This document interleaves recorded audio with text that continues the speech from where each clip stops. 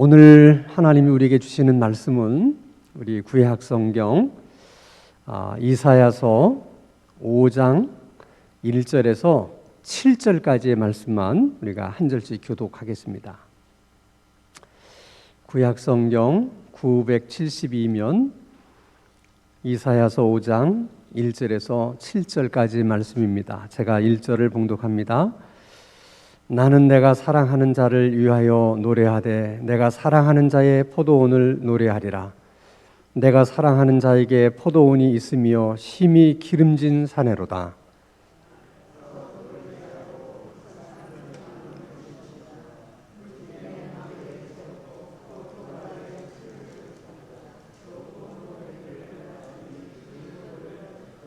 예루살렘 주민과 유다 사람들아 구하노니 이제 나와 내 포도원 사이에서 사리를 판단하라.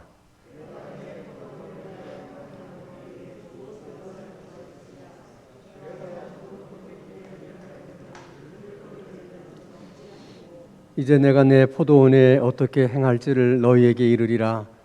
내가 그 울타리를 걷어 먹힘을 당하게 하며 그 담을 헐어 짓밟히게 할 것이요.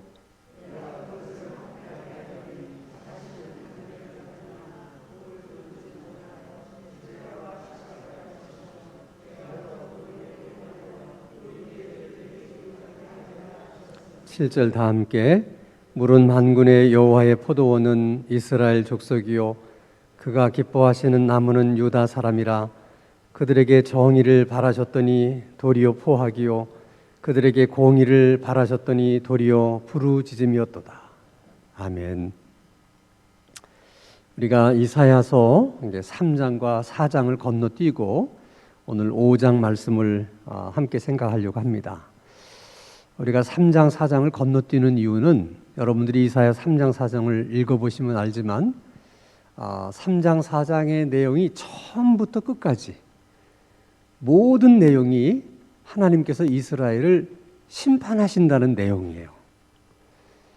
어떻게 성경 2장의 모든 내용이 처음부터 끝까지 하나도 빠트림이 없이 이스라엘을 심판한다는 그런 내용으로 채워져 있을 수가 있는가? 그것은 그만큼 이스라엘 백성들이 하나님 앞에 큰 죄를 지었다는 반증이기도 하죠. 그런데 문제는 하나님은 그들의 죄악이 그렇게 크기 때문에 성경 2장에 걸쳐서 처음부터 끝까지 심판하신다는 내용만 계속 말씀을 하셨음에도 불구하고 이스라엘 백성들의 입장은 다른 거예요. 아니 도대체 우리가 하나님 앞에 뭘 그렇게 잘못한 게 있다고 하나님이 우리들에게 이렇게 하시는 걸까? 우리가 뭐 좀 잘못한 게 있다 하더라도 하나님께서 이렇게 하시는 것은 너무한 게 아닌가? 이렇게 생각을 한다는 것이죠. 그래서 하나님이 이사야서 5장에 와서는 이렇게 이제 말씀하시는 거예요. 내가 너희들을 심판하는 것이 부당하냐? 내가 너희들에게 심판을 말하는 것이 잘못된 것이냐? 그러면서 이제 한 가지 이제 예를 들어서 이제 하나님이 말씀을 하십니다. 그것이 이제 오늘 5장 1절과 2절의 말씀인데, 자, 나는 내가 사랑하는 자를 위하여 노래하되 내가 사랑하는 자의 포도원을 노래하리라. 내가 사랑하는 자에게 포도원이 있으며 심히 기름진 사내로다. 2절 땅을 파서 돌을 제하고 극상품 포도나무를 심었도다. 그 중에 망대를 세웠고 또 그 안에 술틀을 팠도다. 좋은 포도를 맺기를 바랐더니 들포도를 맺었도다. 자, 어느 나라나 그 나라를 상징하는 꽃이 있고 나무가 있잖아요. 포도나무나 무화과 나무는 항상 성경에서 이스라엘 백성들을 상징하는 그런 나무로 언제나 말씀을 하세요. 그러니까 포도나무의 비유라고 하는 것도 결국 이스라엘 백성들을 지칭하는 것입니다. 여기서 말하는 포도원의 농부는 물론 하나님 자신을 가리키는 것이죠. 굉장히 기름진 땅에 포도원 주인이 포도밭을 만들었다는 거예요. 그 기름진 땅에 최상품의 포도나무를 심고 혹시나 여우 같은 들짐승들이 들락날락하면서 그 포도들을 이렇게 망가뜨릴까봐 또 수고를 해서 울타리도 만들고 포도를 수확하면 그 즙을 짜서 또 포도주를 만들 수 있는 즙틀과 망대도 만들고 포도원 주인으로서는 정말 많은 것을 투자해서 최선을 다해서 포도 농사를 지었습니다. 그리고 포도가 열리기를 기다렸어요. 이제 포도가 열릴 철이 돼서 가보니까 상품 가치가 전혀 없는 들포도만 가득하게 맺힌 겁니다. 그때 주인의 심정이 어떻겠어요? 이 포도원 밭 하나를 만들고 가꾸기 위해서 그동안 얼마나 많은 것을 투자하고 얼마나 많은 수고를 했는데 어떻게 아무런 상품 가치도 없는 이런 들포도가 맺힐 수가 있는가? 자, 여러분들이 포도원 주인이라면 그 심정이 어떻겠습니까? 그래서 하나님이 이스라엘 백성들에게 묻는 거예요. 그것이 3절입니다. 예루살렘 주민과 유다 사람들아, 구하노니 이제 나와 내 포도원 사이에서 사리를 판단하라. 4절입니다. 내가 내 포도원을 위하여 행한 것 외에 무엇을 더 할 것이 있으랴. 내가 할 수 있는 일은 다 했다는 거예요. 좋은 포도 열매를 거둘 수 있기 위해서 주인으로서 할 수 있는 일은 다 했다는 것입니다. 그리고 좋은 포도 맺기를 기다렸다는 거예요. 그럼 그렇게 기대한 것이 잘못된 거냐? 너희들이 판단하라는 거예요. 자, 이렇게 이제 하나님 말씀하시면 이스라엘 백성들 자기들이 이제 포도원을 경영하고 포도밭을 운영하기 때문에 그 농부의 심정을 너무 잘 아는 거예요. 그러니까 예를 들면 자, 어떤 사람이 이제 포도밭을 사서 이제 농사를 지었는데 그래서 포도밭을 사는데 돈도 투자하고 농사 짓는데 또 많은 거름도 사서 뿌려야 되죠. 사람들 또 인력을 사서 포도원도 해야 되죠. 하여간 굉장히 많은 걸 투자했는데 결국 아무것도 얻은 것이 없는 거예요. 그럴 때 어떻게 하느냐? 대부분 농부들의 심정은 똑같은 겁니다. 손해를 본 게 많지만 그렇다고 해서 미련을 가지면 안 된다는 거예요. 미련을 갖게 되면 다시 말하면 더 투자를 하면 그만큼 더 손해만 나기 때문에 그런 경우에는 미련을 가지지 말고 포도밭을 다 뒤집어 엎어가지고 다른 작물을 심어야 된다는 거예요. 자, 하나님이 저렇게 말씀하셨을 때 이스라엘 백성들은 다 똑같은 생각이에요. 그거 다 뒤집어 엎고 새로운 작물을 심어야 된다. 하나님은 이스라엘 백성들에게 스스로에게 그런 대답을 원하셨던 것이죠. 그리고 그 다음에 이제 하나님이 말씀하시기를 그래서 내가 포도밭을 헐어버릴 것이다. 이렇게 말씀하시는 거예요.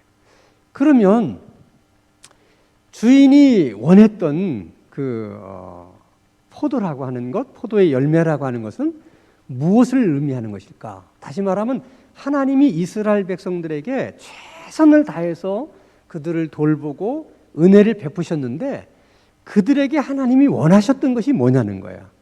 7절 말씀을 보면 하나님이 바라셨던 것은 정이고 하나님이 바라셨던 것은 공이다. 이렇게 말씀하십니다.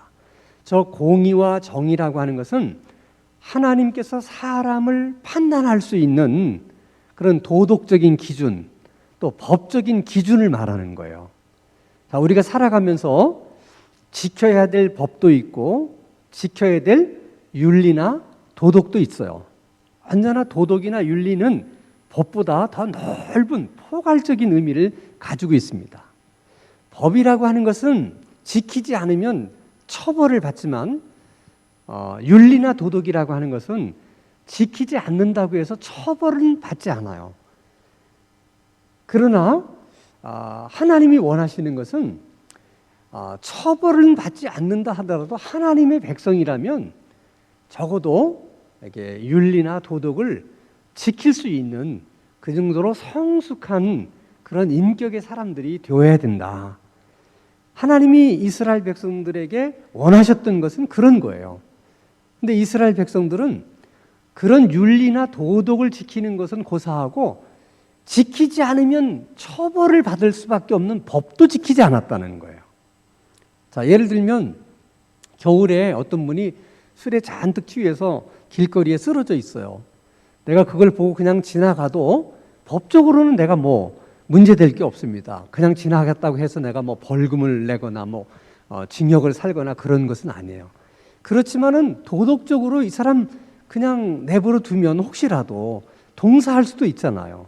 그러니까 내가 119에 신고를 한다든지 어떤 조치를 취하는 것이 내가 할 수 있는 도덕적인 의무고 윤리적인 의무잖아요. 그러니까 하나님은 이스라엘 백성들에게 너희들이 하나님의 백성이니까 그 정도는 할 수 있어야 된다. 그리고 내가 너희들에게 그런 것을 기대를 하는 것은 너무나 당연하다는 거야. 왜? 내가 다른 민족에게 베풀지 않았던 은혜를 내가 너희들에게 베풀었고 다른 민족들을 돌보지 않았던 그런 하나님의 사랑으로 너희를 돌보았기 때문에 내가 그 정도를 너희들에게 요구하는 것은 지극히 당연한 것이고 그런 하나님의 은혜를 누리고 사는 너희들은 그 정도를 하는 것은 너무나 당연한 거라는 거예요.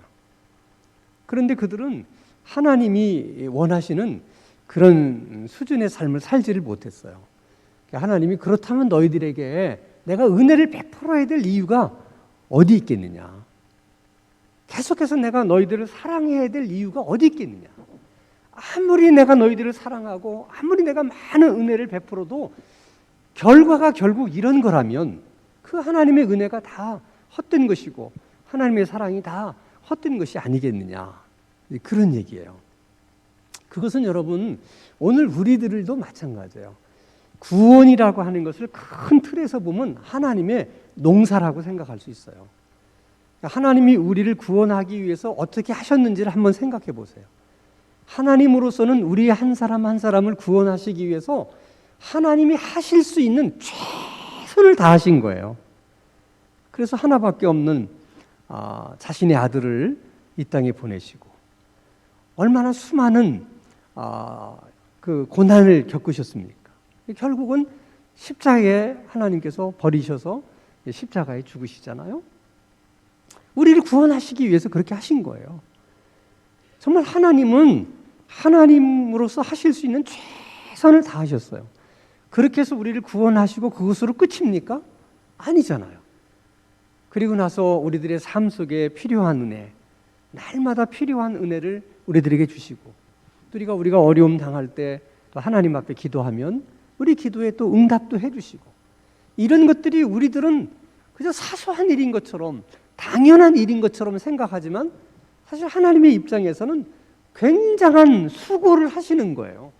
사실 하나님으로서는 그렇게 해야 될 이유가 뭐가 있겠어요. 그렇지만은 정성을 기울여서 우리들에게 은혜를 주시고 또 우리가 막 부르짖으면 기도에 응답도 해주시고 다 그렇게 하세요. 그렇게 하시는 하나님의 이유도 동일해요. 그런 우리들에게 하나님의 은혜를 체험한 너희들이, 하나님의 사랑을 경험한 너희들이, 구원받은 너희들이 그것에 걸맞는 열매를 맺기를 원한다. 그래서 여러분 우리 표 말씀 마태복음 5장 16절을 다 여러분 암송하시죠? 한번 같이 해볼까요? 자, 이같이 너희 빛이 사람 앞에 비치게 하여 그들로 너희 착한 행실을 보고 하늘에 계신 너희 아버지께 영광을 돌리게 하라. 그러니까 하나님이 원하시는 것은 영광을 받기를 원하시는 거예요. 그런데 그 영광을 하나님의 백성들에게서만 영광을 받기를 원하는 것이 아니라 하나님의 은혜를 받고 하나님의 사랑을 누리면서 사는 하나님의 백성들이 자기가 사는 삶의 어떤 공동체 안에서 믿지 않는 사람들에게까지라도 야, 예수 믿는 사람, 하나님의 은혜 속에 사는 사람이 다르고 하나님의 사랑을 받는 사람이 다르고 하나님께 구원받는 사람의 삶이 다르구나. 이런 이야기들을 하나님이 듣기를 원하신다는 거예요. 하나님이 기대하는 것이 그런 영광이에요. 적어도 예수 믿는 사람들이 믿지 않는 사람들에게까지도 칭찬을 듣기를 원하신다는 거예요. 그런 기대 때문에 하나님이 우리들에게 끊임없는 은혜를 베푸시는 것이고 우리를 사랑하시는 것이고 우리 기도에 응답해 주시는 거라는 거예요. 그리고 우리에게 묻는 거예요. 내가 너희들에게 그런 기대를 하는 것이 잘못된 거냐? 내가 너희들에게 베푼 은혜와 사랑과 이 모든 것을 생각해 봐라. 그렇다면 하나님께서 그런 기대를 하는 것은 너무나 당연한 것이 아니냐. 그렇게 묻는 것이죠. 근데 정말 우리는 어떠냐는 거예요. 믿지 않는 사람들에게 칭찬 듣는 것까지는 고사하고 예수 믿는 사람들에게 욕만 안 얻어먹어도 그래도 예수 잘 믿는 거예요. 오직 하면 여러분 같이 예수 믿는 사람들끼리도 욕을 하잖아. 그러면 정말 여러분 깊이 생각해 볼 문제예요.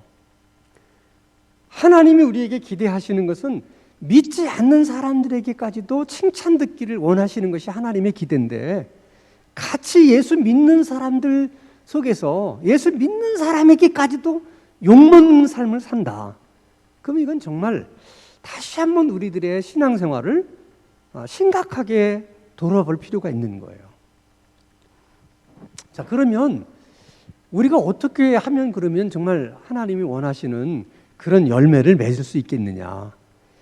얼마나 하나님이 그 열매에 대한 기대가 큰지 예수님이 이 땅에 오셔서도 계속 그 말씀하시는 거죠. 마태복음 5장 16절에서 말씀하시고 요한복음 15장에서 또 말씀하세요. 자, 요한복음 15장 5절 6절 말씀을 보면 자, 나는 포도나무요. 이사야 말씀하고 똑같으죠? 나는 포도나무요 너희는 가지라. 그가 내 안에 내가 그 안에 거하면 사람이 열매를 많이 맺나니 나를 떠나서는 너희가 아무것도 할 수 없습니다. 그러니까 주님이 원하시는 열매는 우리가 주님께 붙어 있기만 하면 주님께서 우리에게 주시는 은혜로 맺는 열매를 말하는 거예요. 그러니까 주님이 원하시는 열매는 내 힘으로 맺는 열매가 아니에요. 나의 어떤 노력으로 맺는 열매가 아니에요. 주님이 주시는 사랑, 주님이 주시는 은혜, 그 사랑과 은혜 때문에 만들어지는 우리 삶의 열매, 그걸 원하시는 거예요. 똑같이 얘기하면 예수를 안 믿는 사람도 착하게 살 수 있다니까요. 근데 주님이 원하시는 것은 그런 열매가 아니에요. 하나님의 사랑을 받고 은혜를 받아서 그게 너무 감사해서 그래서 우리들의 삶 속에서 그 착함이 드러나고 선함이 드러난 그런 열매를 원하시는 거예요. 자, 그러면 우리가 포도나무에 붙어 있기만 하면 그 포도나무에서 은혜가 오기 때문에 진액이 오기 때문에 열매는 그냥 맺혀지는 거예요. 그러니까 정말 우리가 하나님의 은혜 속에 살면 사랑 속에 살면 자연스럽게 사랑과 은혜를 받은 자로서의 삶의 열매가 나타난다는 것이죠. 근데 그런 열매가 없다는 것은 결국 붙어 있지 않기 때문에 그러는 거예요. 붙어 있지 않으면 열매를 맺을 수가 없는 거죠. 그러면 예수님에게 붙어 있다는 것이 무슨 말이냐? 자, 7절 말씀을 보면 너희가 내 안에 거하고 내 말이 너희 안에 거하면, 그러니까 예수님께서 지금 붙어 있다는 말을 또 어떻게 표현하냐면 내 말이 너희 안에 거하면, 그렇게 말씀을 하세요. 그러니까 예수님에게 우리가 붙어 있다는 것은 예수님의 말씀이 우리 안에 있고 그 말씀대로 우리가 순종하는 삶을 사는 것을 예수님은 예수님에게 붙어 있는 것이다. 그렇게 이제 말씀하신 거예요. 다시 말하면 예수님의 말씀에 순종하면 주님께 붙어 있는 것이고 예수님 말씀에 순종하지 않으면 주님으로부터 떨어져 있는 것이죠. 예수님의 말씀에 순종하면 열매가 나타나는 것이고 예수님 말씀에 순종하지 않으면 열매가 없는 거예요. 아주 간단하게 예수님이 정리를 하신 거예요. 그러니까 여러분 우리가 교회를 다니느냐 안 다니느냐는 아무 중요한 게 아니에요. 우리가 어떤 직분이 있느냐 없느냐도 아무 중요치 않아요. 하나님이 원하시는 것은 얼마나 네가 교회를 열심히 다니느냐, 무슨 뭐 교회에서 너희들이 어떤 직분이 있느냐, 그게 하나님의 관심사가 아니고 오직 열매라는 거예요. 열매. 내가 너를 사랑한 만큼, 내가 너에게 은혜를 베푼 만큼, 그 받은 사랑만큼, 받은 은혜만큼 그것이 삶에서 나타나느냐 하는 것을 묻는 거예요. 근데 우리들은 이스라엘 백성들처럼 그렇게 이제 얘기하고 싶은 거예요. 나에게 이런 열매가 없는 것이 나의 문제라고 생각하지 않고 하나님이 나를 그만큼 사랑하지 않으셨기 때문이고 하나님이 그만큼 나에게 은혜를 베풀지 않으셨기 때문이지, 하나님이 나를 그렇게 많이 사랑하시고 은혜를 베푸셨다면 왜 그런 열매를 내가 맺지 못하겠느냐. 우리의 마음속에 한 부분은 그런 마음이 있는 거예요. 그래서 그것이 마치 하나님 책임이고 하나님 때문인 것처럼 얘기하는 거예요. 근데 하나님은 뭐라고 말씀하죠? 그렇지 않다는 거예요. 내가 너희들에게 투자한 것에 대해서 말씀을 하신다면 내가 더 이상, 그 이상 내가 어떻게 너희들을 내가 해줘야 되느냐. 하나님은 최선을 다해서 너희를 사랑했다. 하나님은 최선을 다해서 너희들에게 은혜를 베풀었다. 그 이상 내가 더 어떻게 해야 되겠냐는 거예요. 하나님이 마음이 그런 마음이에요. 그래서 그 열매가 그렇게 중요한 이유는 8절에서도 예수님이 또 이렇게 말씀하세요. 8절 말씀을 보면 너희가 열매를 많이 맺으면 내 아버지께서 뭘 받아요? 영광을 받으신다는 거야. 그리고 비로소 너희는 내 제자라고 말할 수 있다 하는 거예요. 그러니까 그렇게 하나님께서 열매를 원하시는 것은 그것을 통해서 하나님이 영광을 받으시기 때문이다 하는 것입니다. 그러니까 우리들의 신앙생활에 함에 있어서 생각의 폭, 사고의 폭을 많이 넓히셔야 돼요. 우리는 항상 교회 안에서만 뭘 하는 것이 하나님께 영광된다고 생각해요. 그러니까 뭐 예배하고 기도하고 뭐 이런, 이것을 벗어나야 돼요. 우리가 여기서 이루는 것은 너무나 당연한 일이고, 믿는 사람끼리 믿지 않는 세상에서까지라도 우리가 그 사람들에게 인정을 받고 칭찬을 들을 수 있는 그런 삶을 우리가 살아야 된다는 거예요. 그래서 이 열매에 대해서 이렇게 관심이 많으시기 때문에 예수님이 뭐라고 말씀하시냐면, 자 2절 말씀을 보면 물은 내게 붙어있어 열매를 맺지 않은 가지는 아버지께서 제하여 버리시고 이사야 말씀 같으면 갈아엎는다는 거죠. 차라리 딴 작물을 심겠다 그런 거죠. 그러나 무릇 열매를 맺는 가지는 더 열매를 맺게 하려 하여 그것을 깨끗하게 하시느니라.